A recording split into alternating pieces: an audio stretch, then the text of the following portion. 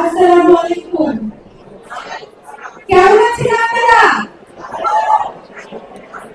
সবাই নিজেরা এত কথা বলছেন যে আমাদের কথা আপনারা শুনতেই পাবেন না। আমি একটু সবার মনোযোগ আকর্ষণ করছি, প্লিজ আপনারা একটু শোনেন। গত 2 বছর আগে কিন্তু আমাদের মাননীয় ইলিয়াস কাঞ্চন ভাই, তিনি সভাপতি আমাকে অনুরোধ করেছিলেন ওই প্যানেলে ইলেকশন করার জন্য।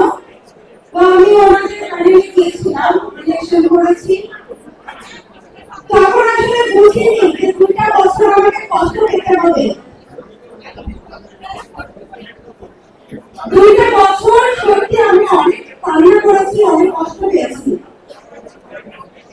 আমি বদনাম করার জন্য বলছি না, আমি ভুক্তভোগী সেটার জন্য আমি বলছি।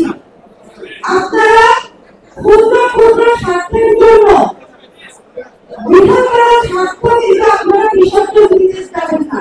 আপনাদেরকে অনুরোধ করছি।